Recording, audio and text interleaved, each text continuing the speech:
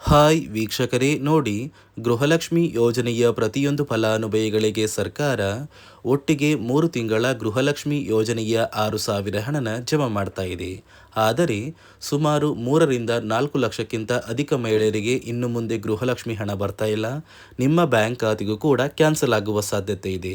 ನೀವು ಹಣ ಪಡಿಬೇಕು ಅಂದರೆ ಈ ಕೂಡಲೇ ಆದಷ್ಟು ಬೇಗ ಗೃಹಲಕ್ಷ್ಮಿಗೆ ಮರು ಅರ್ಜಿನ ಹಾಕಬೇಕಾಗುತ್ತೆ ಮತ್ತು ಸರ್ಕಾರ ಕೆಲವು ನಿಯಮಗಳನ್ನ ಪಾಲಿಸೋಕೆ ಆದೇಶ ಕೊಟ್ಟಿದೆ. ಅದೇ ರೀತಿ ಸರ್ಕಾರದಿಂದ ಪ್ರತಿ ಫಲಾನುಭವಿಗಳಿಗೆ ನಾಳೆ ಶನಿವಾರ ಮೇ 16ರಂದು ಕರ್ನಾಟಕದ 26 ಜಿಲ್ಲೆಗಳಿಗೆ 3 ಹಂತಗಳಲ್ಲಿ ಗೃಹಲಕ್ಷ್ಮಿ ಯೋಜನೆಯ ಈ 6,000 ಹಣನ ಬೆಳಗ್ಗೆ 10 ಗಂಟೆಗೆ ಸರ್ಕಾರ ಜಮಾ ಮಾಡ್ತಾ ಇದೆ. ರೇಷನ್ ಕಾರ್ಡ್ ಹೊಂದಿರುವ ಪ್ರತಿ ಕಾರ್ಡ್ದಾರರಿಗೂ ಕೂಡ ಸರ್ಕಾರ 3 ಭರ್ಜರಿ ಗುಡ್ಡಿಸ್ನ ಕೊಟ್ಟಿದ್ದು ಹೊಸ ರೇಷನ್ ಕಾರ್ಡ್ಗೆ ಅರ್ಜಿ ಕೂಡ ಸ್ವೀಕಾರ ಮಾಡ್ತಾ ಇದೆ. ಹಾಗಾದ್ರೆ ಸರ್ಕಾರ ಕೊಟ್ಟಿರುವ ಮಾಹಿತಿ ಏನು ಅಂತ ತಿಳ್ಕೊಳ್ಳೋಣ ಬನ್ನಿ. ಅದಕ್ಕಿಂತ ಮೊದಲು ನೀವೇನಾದ್ರೂ ನನ್ನ ಚಾನೆಲ್ನ ಸಬ್ಸ್ಕ್ರೈಬ್ ಆಗಿಲ್ಲ ಅಂದರೆ ದಯವಿಟ್ಟು ಪ್ರತಿಯೊಬ್ಬರು ಚಾನೆಲ್ನ ಸಬ್ಸ್ಕ್ರೈಬ್ ಮಾಡ್ಕೊಳ್ಳಿ, ಹಾಗೆ ವಿಡಿಯೋಗೆ ಒಂದು ಲೈಕ್ನ ಕೊಡಿ. ಹೌದು ವೀಕ್ಷಕರೇ, ಸರ್ಕಾರ ಪ್ರತಿಯೊಂದು ಗೃಹಲಕ್ಷ್ಮಿ ಯೋಜನೆಯ ಫಲಾನುಭವಿಗಳ ಬ್ಯಾಂಕ್ ಖಾತೆಗೆ ಒಟ್ಟಿಗೆ 3 ತಿಂಗಳ 6,000 ಹಣನ ಜಮಾ ಮಾಡುವುದಾಗಿ ಭರ್ಜರಿ ಗುಡ್ಡಿಸ್ನ ಕೊಟ್ಟಿದೆ. ಪ್ರತಿ ಫಲಾನುಭವಿಗಳ ಬ್ಯಾಂಕ್ ಖಾತೆಗೆ ಮೇ ತಿಂಗಳ 31ನೇ ಕಂತು, ಏಪ್ರಿಲ್ ತಿಂಗಳ 30ನೇ ಕಂತು ಹಾಗೂ ಮಾರ್ಚ್ ತಿಂಗಳ 29ನೇ ಕಂತು ಒಟ್ಟು 3 ತಿಂಗಳ 6,000 ಹಣ ಬರ್ತಾ ಇದ್ದು 3 ಲಕ್ಷಕ್ಕಿಂತ ಅಧಿಕ ಮಹಿಳೆಯರಿಗೆ ಇನ್ನು ಮುಂದೆ ಗೃಹಲಕ್ಷ್ಮಿ ಹಣ ಬರ್ತಾ ಇಲ್ಲ. ನಿಮ್ಮ ಬ್ಯಾಂಕ್ ಖಾತೆಗೂ ಕೂಡ ಕ್ಯಾನ್ಸಲ್ ಆಗುತ್ತೆ. ಒಂದು ವೇಳೆ ನೀವು ಹಣ ಪಡಿಬೇಕು ಅಂದರೆ ಗೃಹಲಕ್ಷ್ಮಿಗೆ ಮರು ಅರ್ಜಿನ ಹಾಕಬೇಕು ಮತ್ತು ಸರ್ಕಾರ ಜಾರಿಗೆ ತಂದಿರುವ ಹೊಸ ನಿಯಮಗಳನ್ನ ಪಾಲಿಸಬೇಕು. ಹಾಗಾದರೆ ಸರ್ಕಾರದಿಂದ ಏನೆಲ್ಲ ಹೊಸ ರೀತಿಯ ಬದಲಾವಣೆಗಳು ಜಾರಿಗೆ ಬಂದಿದೆ ಅಂತ ಕೂಡ ತಿಳಿಸ್ಕೊಡ್ತಾ ಇದ್ದೀನಿ. ಅದಕ್ಕಿಂತ ಮೊದಲು ನೋಡಿ ವೀಕ್ಷಕರೇ, ನಾಳೆ ಶನಿವಾರ ಮೇ 16ರಂದು ಕರ್ನಾಟಕದ 26 ಜಿಲ್ಲೆಗಳಿಗೆ ಯಾವ 3 ಹಂತಗಳಲ್ಲಿ ಒಟ್ಟು ಗೃಹಲಕ್ಷ್ಮಿ ಯೋಜನೆಯ 6,000 ಹಣ ಬರ್ತಾ ಇದೆ ಅಂದರೆ, ಮೊದಲ ಹಂತದಲ್ಲಿ ಬೆಂಗಳೂರು ವಿಭಾಗಕ್ಕೆ ಹಣ ಬರ್ತಾ ಇದ್ದು ಬೆಂಗಳೂರು ನಗರ, ಬೆಂಗಳೂರು ಗ್ರಾಮಾಂತರ, ರಾಮನಗರ, ಚಿಕ್ಕಬಳ್ಳಾಪುರ, ಚಿತ್ರದುರ್ಗ, ದಾವಣಗೆರೆ, ಕೋಲಾರ, ಶಿವಮೊಗ್ಗ ಮತ್ತು ತುಮಕೂರು. ಎರಡನೆಯ ಒಂದು ಹಂತದಲ್ಲಿ ಬೆಳಗಾವಿ ವಿಭಾಗಕ್ಕೆ ಹಣ ಬರ್ತಾ ಇದ್ದು ಬಾಗಲಕೋಟೆ, ಬೆಳಗಾವಿ, ವಿಜಯಪುರ, ಧಾರವಾಡ, ಗದಗ, ಹಾವೇರಿ, ಉತ್ತರ ಕನ್ನಡ, ಬಳ್ಳಾರಿ, ಬೀದರ್, ಕಲಬುರಗಿ, ಯಾದಗಿರಿ. ಮೂರನೆಯ ಹಂತದಲ್ಲಿ ಮೈಸೂರು ವಿಭಾಗಕ್ಕೆ ಹಣ ಬರ್ತಾ ಇದ್ದು ಚಾಮರಾಜನಗರ, ಚಿಕ್ಕಮಗಳೂರು, ದಕ್ಷಿಣ ಕನ್ನಡ, ಹಾಸನ, ಕೊಡಗು, ಮಂಡ್ಯ, ಮೈಸೂರು, ಉಡುಪಿ. ಈ ಜಿಲ್ಲೆಗಳಿಗೆ ಒಟ್ಟು 3 ಹಂತಗಳಲ್ಲಿ ಸರ್ಕಾರ ಗೃಹಲಕ್ಷ್ಮಿ ಯೋಜನೆಯ 6,000 ಹಣನ ಜಮಾ ಮಾಡ್ತಾ ಇದೆ. ಆದರೆ ಪ್ರತಿ ಫಲಾನುಭವಿಗಳ ಬ್ಯಾಂಕ್ ಖಾತೆಗೆ ಈ ಗೃಹಲಕ್ಷ್ಮಿ ಹಣ ಬರಬೇಕು ಅಂದರೆ ನೀವು ಕಡ್ಡಾಯವಾಗಿ ಗೃಹಲಕ್ಷ್ಮಿಗೆ ಮರು ಅರ್ಜಿನ ಪ್ರತಿಯೊಬ್ಬರು ಹಾಕಬೇಕಾಗುತ್ತೆ ಮತ್ತು ಸರ್ಕಾರ ಜಾರಿಗೆ ತಂದಿರುವ ಹೊಸ ನಿಯಮಗಳನ್ನ ಪಾಲಿಸಬೇಕು. ಯಾವ ಕಾರಣಕ್ಕೆ ಸರ್ಕಾರ ಈ ರೀತಿಯ ಬದಲಾವಣೆಗಳನ್ನ ಜಾರಿಗೆ ತಂದಿದೆ ಅಂತ ಕೂಡ ತಿಳಿಸ್ಕೊಡ್ತಾ ಇದ್ದೀನಿ. ನಿಮ್ಮ ಬ್ಯಾಂಕ್ ಖಾತೆಗೆ ಗೃಹಲಕ್ಷ್ಮಿ ಯೋಜನೆಯ 3 ತಿಂಗಳ 6,000 ಹಣ ಜಮಾ ಆಗಬೇಕು ಅಂದರೆ ನೀವು ಆದಷ್ಟು ಬೇಗ ಗೃಹಲಕ್ಷ್ಮಿಗೆ ಮರು ಅರ್ಜಿನ ಹಾಕೋದು ಕಡ್ಡಾಯ. ಯಾವ ಕಾರಣಕ್ಕೆ ನೀವು ಮರು ಅರ್ಜಿ ಹಾಕಬೇಕು ಅಂತ ಕೂಡ ತಿಳಿಸ್ಕೊಡ್ತಾ ಇದ್ದೀನಿ.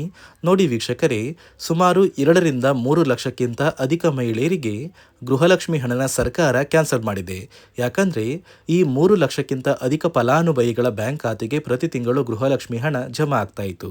ಸುಮಾರು ಸಾಕಷ್ಟು ಫಲಾನುಭವಿಗಳು ಮರಣ ಹೊಂದಿದ್ದಾರೆ. ಆ ಮರಣ ಹೊಂದಿರುವ ಫಲಾನುಭವಿಗಳ ಒಂದು ಸಂಖ್ಯೆ 2 ಲಕ್ಷಕ್ಕಿಂತ ಜಾಸ್ತಿ ಇದೆ. ಇದೇ ಕಾರಣಕ್ಕೆ ಪ್ರತಿ ಫಲಾನುಭವಿಗಳು ಗೃಹಲಕ್ಷ್ಮಿಗೆ ಮರು ಅರ್ಜಿನ ಹಾಕಿ ನಿಮ್ಮ ಬ್ಯಾಂಕ್ ಖಾತೆಗೆ ನೀವು ಹಣ ಪಡಿಬೇಕು. ಇಲ್ಲಿ ಮರು ಅರ್ಜಿ ಹಾಕುವ ಮೂಲಕ ಸರ್ಕಾರಕ್ಕೆ ನೀವು ಇನ್ನೂ ಕೂಡ ಗೃಹಲಕ್ಷ್ಮಿ ಹಣನ ಪಡಿತಾ ಇದ್ದೀರಿ ಅಂತ ತಿಳಿದು ಬರುತ್ತೆ.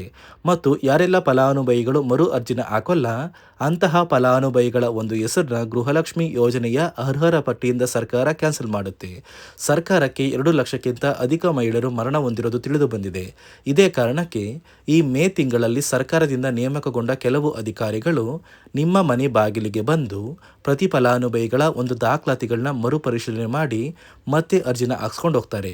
ನಂತರ ನಿಮ್ಮ ಬ್ಯಾಂಕ್ ಖಾತೆಗೆ 3 ತಿಂಗಳ 6,000 ಹಣ ಬರುತ್ತೆ. ಅದೇ ರೀತಿ ಇನ್ನು ಮುಂದೆ ಪ್ರತಿ ವರ್ಷವೂ ಕೂಡ ನೀವು ವರ್ಷದ ಕೊನೆಯಲ್ಲಿ ಗೃಹಲಕ್ಷ್ಮಿಗೆ ನೀವು ಹೊಂದಿರುವ ಲೈಫ್ ಸರ್ಟಿಫಿಕೇಟ್ನ ಕೊಟ್ಟು ಅರ್ಜಿನ ಹಾಕಿದ್ರೆ ಮಾತ್ರ ಆ ಒಂದು ವರ್ಷದಲ್ಲಿ ಪ್ರತಿ ತಿಂಗಳು ಗೃಹಲಕ್ಷ್ಮಿ ಯೋಜನೆಯ 6,000 ಹಣ ಬರುತ್ತೆ. ಈಗಾಗಲೇ ಫಲಾನುಭವಿಗಳಿಗೆ ಗೃಹಲಕ್ಷ್ಮಿ ಹಣ ಜಮಾ ಆಗೋದಕ್ಕೆ ಸ್ಟಾರ್ಟ್ ಆಗಿದೆ.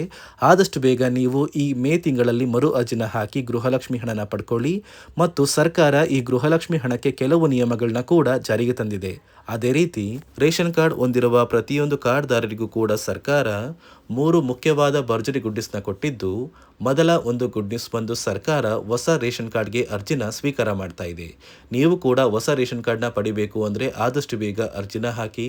ಅದೇ ರೀತಿ ಎರಡನೆಯ ಒಂದು ಗುಡ್ ನ್ಯೂಸ್ ಬಂದು ನೋಡಿ ವೀಕ್ಷಕರೇ, ನಿಮ್ಮ ಒಂದು ರೇಷನ್ ಕಾರ್ಡ್ಗೆ ಸರ್ಕಾರದಿಂದ ಈ ಮೇ ತಿಂಗಳಲ್ಲಿ 3 ತಿಂಗಳಿಗೆ ಬರುವಂತಹ 15 ರೀತಿಯ ಆಹಾರ ಪದಾರ್ಥಗಳನ್ನ ಸರ್ಕಾರ ಉಚಿತವಾಗಿ ಕೊಡ್ತಾ ಇದೆ. ಮೇ ತಿಂಗಳ ಒಂದು ರೇಷನ್ ಕಾರ್ಡ್ಗೆ ಸಿಗುವಂತಹ ಇಂದಿರಾ ಕಿಟ್, ಏಪ್ರಿಲ್ ತಿಂಗಳಿಗೆ ಸಿಗುವಂತಹ ಒಂದು ಇಂದಿರಾ ಕಿಟ್ ಮತ್ತು ಮಾರ್ಚ್ ತಿಂಗಳಿಗೆ ಸಿಗಬೇಕಾದಂಥ ಒಂದು ಇಂದಿರಾ ಕಿಟ್, ಒಟ್ಟು 3 ತಿಂಗಳ 15 ಆಹಾರ ಪದಾರ್ಥಗಳನ್ನ ಸರ್ಕಾರ ಪ್ರತಿ ಕಾರ್ಡ್ದಾರರಿಗೆ ವಿತರಣೆ ಮಾಡ್ತಾ ಇದೆ. ಮೂರನೆಯ ಒಂದು ಗುಡ್ ನ್ಯೂಸ್ ಬಂದು, ಇನ್ನು ಮುಂದೆ ನೀವು ಉಚಿತ ಅಕ್ಕಿ ಪಡಿಬೇಕು ಅಂದರೆ ಆ ಒಂದು ಬಯೋಮೆಟ್ರಿಕ್ ಮಷಿನ್ ಮೇಲೆ ಬೆರಳಿಡುವಂತಹ ಅವಶ್ಯಕತೆ ಇಲ್ಲ. ಯಾಕಂದರೆ ಇದೀಗ ಸರ್ಕಾರ ನಿಮ್ಮ ಒಂದು ಬೆರಳು ಆ ಒಂದು ಮಷಿನಲ್ಲಿ ಎಂಟ್ರಿ ಆಗಿಲ್ಲ ಅಂದರೂ ಕೂಡ ಆ ಒಂದು ಅಧಿಕಾರಿಗಳು ಪುಸ್ತಕದಲ್ಲಿ ನಿಮ್ಮ ಒಂದು ಹೆಸರನ್ನ ಬರ್ಕೊಂಡು ನಿಮ್ಮ ಕಾರ್ಡಿಗೆ ಅಕ್ಕಿನ ಕೊಡಬೇಕು ಅಂತ ಸರ್ಕಾರ ಆದೇಶ ಕೊಟ್ಟಿದ್ದು, ಈ 3 ಗುಡ್ ನ್ಯೂಸ್ನ ಪ್ರತಿಯೊಂದು ಫಲಾನುಭವಿಗಳಿಗೆ ಸರ್ಕಾರ ಕೊಡ್ತಾ ಇದೆ. ಇದರ ಜೊತೆಗೆ ನಿಮ್ಮ ಬ್ಯಾಂಕ್ ಖಾತೆಗೆ ಗೃಹಲಕ್ಷ್ಮಿ ಯೋಜನೆಯ ಹಣ ಇನ್ನು ಮುಂದೆ ಬರಬೇಕು ಅಂದರೆ 5 ರೀತಿಯ ಹೊಸ ನಿಯಮಗಳನ್ನ ನೀವು ಪಾಲಿಸಬೇಕು ಅಂತ ಸರ್ಕಾರ ಆದೇಶ ಕೊಟ್ಟಿದೆ. ಅದೇ ರೀತಿ ನೋಡಿ ಸ್ನೇಹಿತರೆ, ಈ ಬಾರಿ ಸುಮಾರು 1 ಲಕ್ಷಕ್ಕಿಂತ ಅಧಿಕ ಫಲಾನುಭವಿಗಳ ಬ್ಯಾಂಕ್ ಖಾತೆಗೆ ಸರ್ಕಾರ ಗೃಹಲಕ್ಷ್ಮಿ ಯೋಜನೆಯ ಹಣನ ಜಮಾ ಮಾಡ್ತಾ ಇಲ್ಲ. ಕಾರಣ ಏನು ಅಂದರೆ, ನಿಮ್ಮ ಬ್ಯಾಂಕ್ ಖಾತೆಗೆ ಡೆಬಿಟ್ ಮೂಲಕ ಹಣ ಜಮಾ ಮಾಡುವಂತಹ ಸಂದರ್ಭದಲ್ಲಿ ಸರ್ಕಾರ ಸಾಕಷ್ಟು ಫಲಾನುಭವಿಗಳ ಒಂದು ಬ್ಯಾಂಕ್ ಖಾತೆಗೆ ಹಣ ಜಮಾ ಮಾಡೋದನ್ನು ಕ್ಯಾನ್ಸಲ್ ಮಾಡಿದೆ.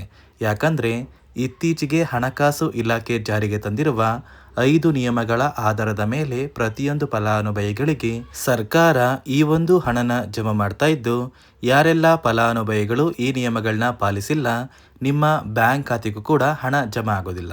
ಹಾಗಾದರೆ ಬನ್ನಿ ಸ್ನೇಹಿತರೆ, ಸರ್ಕಾರ ಜಾರಿಗೆ ತಂದಿರುವ ಆ 5 ಹೊಸ ನಿಯಮಗಳು ಏನು ಅಂತ ನಾನು ನಿಮಗೆ ತಿಳಿಸ್ಕೊಡ್ತಾ ಇದ್ದೀನಿ.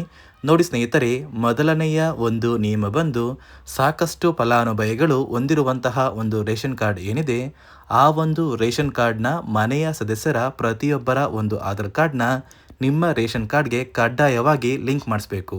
ಅಂದರೆ ಈ ಒಂದು ಲಿಂಕ್ ಮಾಡಿಸುವಂತಹ ಒಂದು ಪ್ರೊಸೀಜರ್ಗೆ ಸರ್ಕಾರ KYC ಅಂತ ಕರೀತಾರೆ. ನಿಮ್ಮ ರೇಷನ್ ಕಾರ್ಡ್ಗೆ ಇನ್ನೂ ಸಹ KYC ಆಗಿಲ್ಲ ಅಂದರೆ ನಿಮ್ಮ ಬ್ಯಾಂಕ್ ಖಾತೆಗೆ ಸರ್ಕಾರ ಮುಂದಿನ ದಿನಗಳಲ್ಲಿ ಗೃಹಲಕ್ಷ್ಮಿ ಯೋಜನೆಯ ಹಣನ ಕ್ಯಾನ್ಸಲ್ ಮಾಡುತ್ತೆ.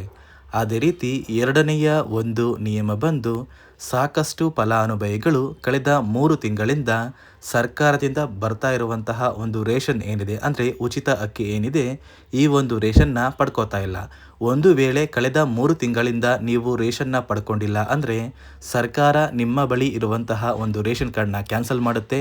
ನಿಮ್ಮ ರೇಷನ್ ಕಾರ್ಡ್ನ ಸರ್ಕಾರ ಕ್ಯಾನ್ಸಲ್ ಮಾಡಿದರೆ ನಿಮ್ಮ ಬ್ಯಾಂಕ್ ಖಾತೆಗೆ ಗೃಹಲಕ್ಷ್ಮಿ ಯೋಜನೆಯ ಹಣ ಇರ್ಬೋದು ಮತ್ತು ಸರ್ಕಾರದಿಂದ ಬರುವಂತಹ ಒಂದು ಸೌಲಭ್ಯಗಳನ್ನ ನೀವು ಕಳ್ಕೋಬೇಕಾಗುತ್ತೆ.